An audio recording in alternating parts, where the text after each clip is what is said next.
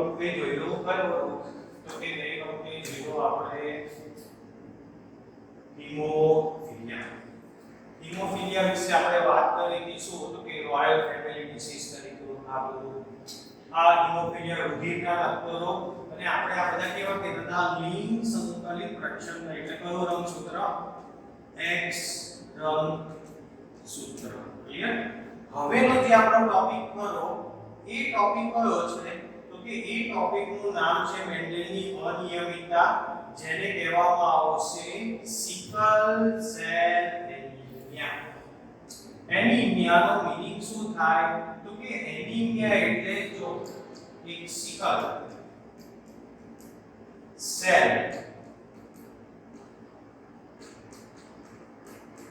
Anaemia ready sickle એટલે કેવો આકાર કહેવાય કે દાંતરડા જેવો આકાર કોણો થઈ સેલ એટલે કોષ તો કે જે કયા કોષનો થાય તો મેં તમને કીધું એનિમિયા એટલે કયો રોગ કહેવાય રુધિરને લગતો રોગ તો કે રુધિરનો સામાન્ય આકાર કેવો છે તો કે જે રુધિરનો સામાન્ય આકાર આપણે જોવા જઈએ તો કેવું કહેવામાં આવશે દ્વિઅંતરગોળ કેવું હશે દ્વિઅંતરગોળ પણ જ્યારે જે વ્યક્તિ સિકલ સેલ એનિમિયાથી પીડાય ત્યારે દ્વિઅંતરગોળ કેવો આકાર થઈ જાય તો કે છે આપણા આરબીસી દાંતરડા આકારના થઈ જાય એટલે સમજવાનો કે વ્યક્તિ શેનાથી પીડાય છે તો કે વ્યક્તિ પીડાય છે સિકલ સેલ એનિમિયા શેનાથી પીડાય છે સિકલ સેલ એનિમિયાથી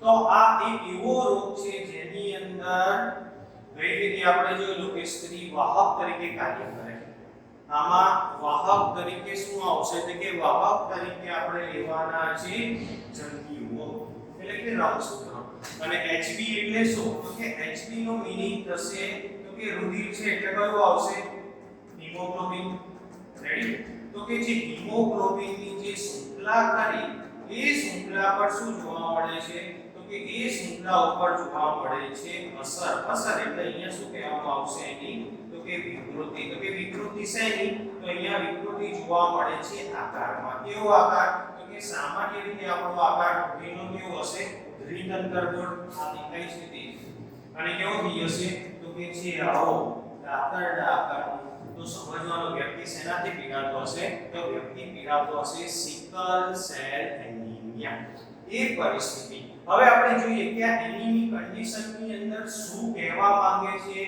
એનિમિક કન્ડિશનમાં થાય છે શું તો કે જે સૌથી પહેલા આ જે રોગ ખરો તો કે આ રોગ કેવો છે દૈહિક આગળના હતા તે કેવા હતા લિંગી રંગસૂત્ર આધારિત આ કેવા હશે દૈહિક એટલે કેટલા જોડ તો કે 1 થી 22 જોડ સુધી કેટલા જોડ સુધી 1 થી 22 જોડ સુધીની અંદર આ લક્ષણો જોવા મળે છે કેવા કે છે પ્રજનન જે પિતૃમાંથી સંતતિમાં ત્યારે પ્રવેશ પામે જ્યારે બંને પિતૃ એટલે માતા અને પિતા જનીનના શું હોય વાહક અને પણ કેવા અથવા વિષમરૂપી તો કે છે એક જોડનો જનીન જે નિયંત્રણ કરતો કે HB A અને HBS એટલે એનિમિક કન્ડિશન વાળો જે રુધિર ખરો આપણો સામાન્ય HBS સિકલ સેલના બેઝ ઉપર અહીં ત્રણ સમય જીનોટાઇપ માત્ર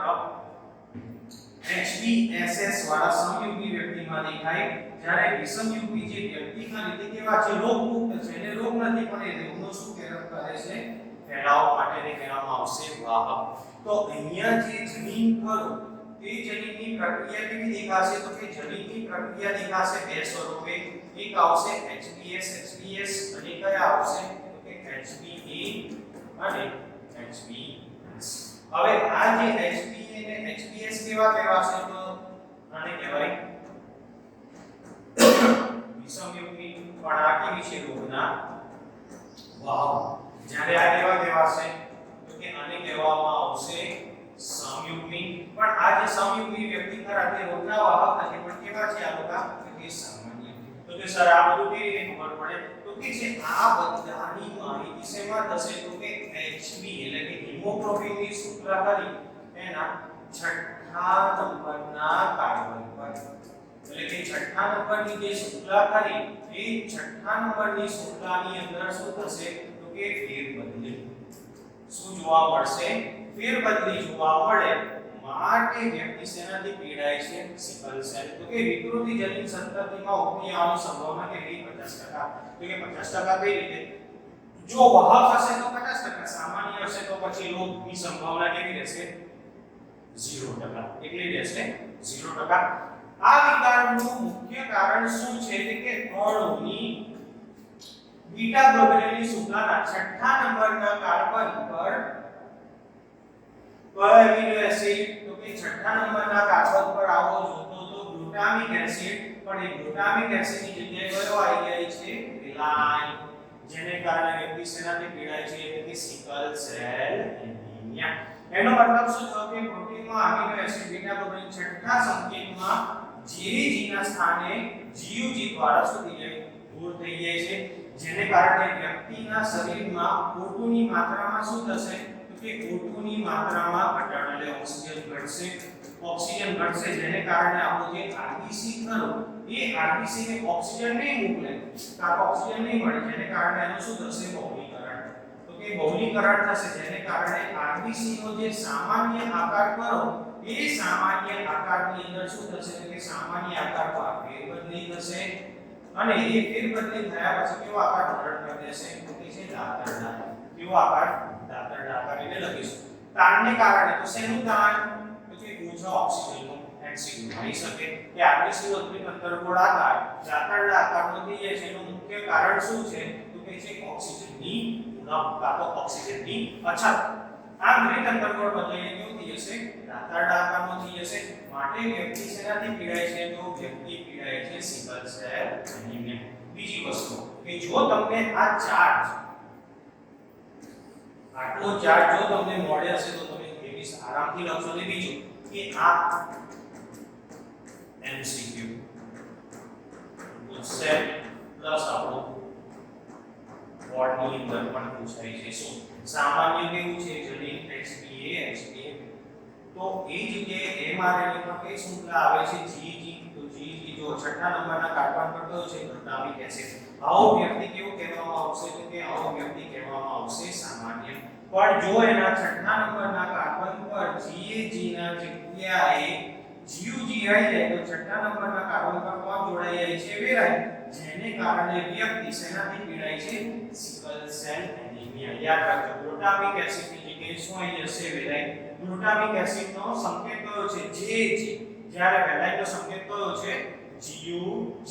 જો આની અંદર ફેરફાર આવશે તો વ્યક્તિ શેનાથી પીડાશે સિકલ સેલ એનિમિયા. હવે આ જે ટોપિક ખરો ને તે MCQ બેઝ થઈ જાય કાં તો થિયરી બેઝ થઈ જાય. અને જો થિયરી બેઝ જાય છે તો આ થિયરી બેઝ પૂછે છે 3 માર્કમાં.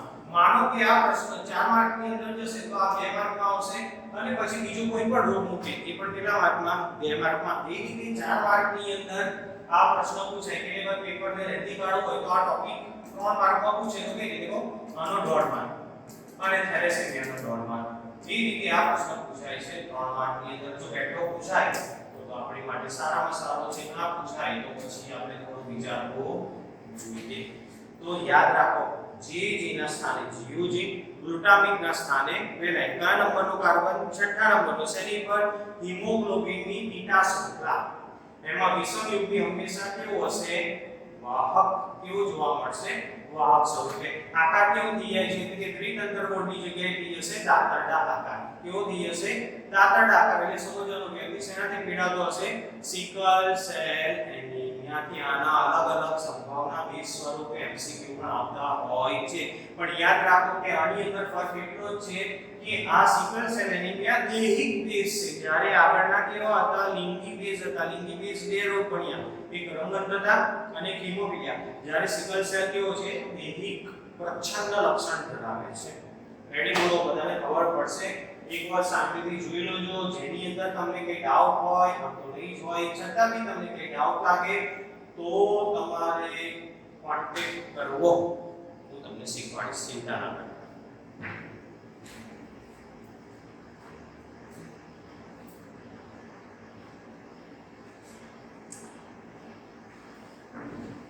રેડી?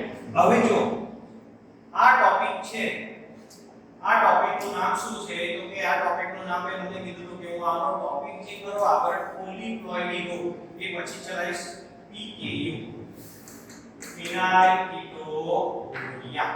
PKU નું મીનિંગ શું થશે? ફિનાઇલ કીટોન્યુરિયા. આરો કેવો છે? જન્મજાત ચયાપચય ખામી દેહી પ્રચંડ. એની અંદર શું કહે છે કે ફિનાઇલ એલેનિન નામનો એમિનો એસિડ છે. શું કયો? ફિનાઇલ એલેનિન. રેડી? આ શું છે? એક પ્રકારનો તો કે છે ફિનાઇલ એલેનિન છે એમિનો એસિડ. હવે ફિનાઇલ એમિનો એસિડ નું રૂપાંતરણ થવું જોઈતું હતું શેની અંદર? તો કે ફિનાઇલ એમિનો એસિડ નું રૂપાંતરણ થવું જોઈતું હતું ટાયરોસિનમાં. શેમાં થવું જોઈતું હતું રૂપાંતરણ? તો કે છે એનું રૂપાંતરણ થવું જોઈતું હતું ટાયરોસિનમાં. પણ રૂપાંતરણ ટાયરોસિનમાં થતું નથી. કેમ? તો કે છે ઉત્સેચકની ઉણપને કારણે. કોને કારણે? કે ઉત્સેચકની ઉણપને કારણે, જેની જગ્યાએ ફિનાઇલ એલેનિન નું રૂપાંતરણ શેની અંદર થઈ જાય છે? તો કે છે ફિનાઇલ એલેનિન પાયરુવિક એસિડમાં. શેમાં રૂપાંતરણ થાય છે? તો જો અહીંયા ટાયરોસિનમાં રૂપાંતરણ થવું જોઈતું હતું પણ ઉત્સેચકની ઉણપને કારણે ફિનાઇલ એલેનિન એકત્ર થતો રહે અને શેની અંદર? તો કે ફિનાઇલ પાયરુવિક એસિડ અને તેના વ્યુત્પન્નોમાં ફેરવાય છે, જેને કારણે વ્યક્તિની અંદર કયા લક્ષણો જોવા મળે? કે જે વ્યક્તિ PKU થી પીડાતો હોય એને એક તો માનસિક નબળાઈ આવે. બીજું, મૂત્રપિંડ દ્વારા કેવું થશે? એનું શોષણ ઓછું થશે, જેથી કારણે વધુ પડતા મૂત્રમાં શું થાય છે? સ્ત્રાવ. આ કોનું લક્ષણ છે? PKU. યાદ રાખો, ફિનાઇલ એલેનિન નું રૂપાંતરણ શેમાં થવું જોઈતું હતું? ટાયરોસિનમાં. પણ ટાયરોસિનની અંદર રૂપાંતરણ થતું નથી. એનું કારણ શું? કે એની અંદર જે જરૂરી ઉત્સેચક હતો એ જરૂરી ઉત્સેચક અંદર કેવો છે? ગેરહાજર, જેને કારણે ફિનાઇલ એલેનિન નું રૂપાંતરણ શેમાં થઈ જાય છે? કે ફિનાઇલ પાયરુવિક એસિડ અને તેના વ્યુત્પન્નોમાં, જેને કારણે વ્યક્તિ શેનાથી પીડાય છે? PKU. અને PKU નું લક્ષણ શું છે? કે PKU નું લક્ષણ છે વ્યક્તિમાં માનસિક નબળાઈ આવે, મૂત્રપિંડમાં ઓછું શોષણ થાય, જેને કારણે મૂત્ર વધુ પડતું શું થાય છે? તો ત્યાં ઉત્સર્જન એટલે શું? કે ઉત્સર્જનનો મીનિંગ થશે બહાર પડવું. તો વ્યક્તિને વધારે પડતું શું લાગશે? મૂત્ર. બીજી વસ્તુ, જેવું આ PKU છે એવો એક બીજો રોગ છે જેને કહેવામાં આવે PKU. યાદ રાખો ખાલી સમજણ માટે. આલ્કેપ્ટોન્યુરિયા. આલ્કેપ્ટોન્યુરિયા કયો કહેવાય? આલ્કેપ્ટોન્યુરિયા. આ બધા રોગ શેની પર અસર કરે? તો પેશાબ પર. આની અંદર કેવું થાય કે જો પેશાબ નોર્મલી આપણો આછા પીળા રંગનો હોય, પણ જ્યારે હવાના સંપર્કમાં આવે ને તો એમાં રંગ બદલી થાય. શું થાય? રંગ બદલી થઈ જાય. એટલે વ્યક્તિના એક તો મૂત્રપિંડ એટલે કિડની ઉપર શું થતું હોય છે? ડેમેજ. જે આ રોગનું શું છે? લક્ષણ છે. બીજી વસ્તુ કે મેં તમને કીધું કે કયો ઉત્સેચક, તો અહીંયા મેં તમને કીધું કે આ ટોપિક આપણે પાછળ કવર કરવાના છે. કયો ટોપિક? તો કે પોલીક્લોરાઇડ વાળો યાદ હોય તો તમને આવી ગયો. જો અત્યાર સુધી આપણે જનીનોનું એક જ સ્વરૂપ અને લક્ષણ ઉપર જોઈએ. એવા ઉદાહરણો છે જેમાં એકલ જનીન એક કરતા વધારે સ્વરૂપલક્ષી અભિવ્યક્તિ, આવા જનીનને પ્લિયોટ્રોપિક તરીકે ઓળખવામાં આવશે. રેડી? મોટા ભાગના કિસ્સામાં પ્લિયોટ્રોપિક ક્રિયા અંતર્ગત જનીન ચયાપચય પથ પર શું કરે છે? અસર. તો ચયાપચય પથનું ઉદાહરણ કયું છે? ફિનાઇલ કીટોન્યુરિયા. પ્રશ્ન પૂછાય. શું પૂછે?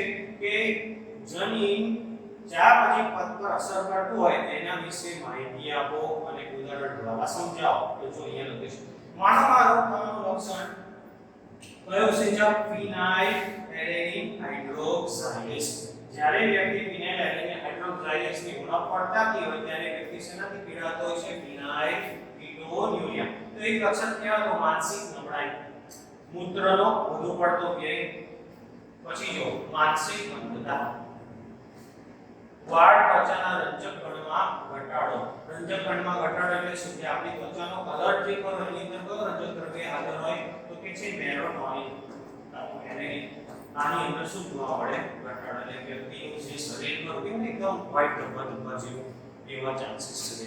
એ ની અંદર જેને કહેવામાં આવશે PaU. એટલા માટે આ ટોપિક મેં પાછળ તમને કવર કરવાનું કીધું તો પેલાની અંદર ખાલી યાદ રાખવાનું કયું ઉદાહરણ આપણું ફિનાઇલ એલેનિન હાઇડ્રોક્સાઇલેસ ઉત્સેચકને કારણે આ MCQ બેઝ પણ આવે છે.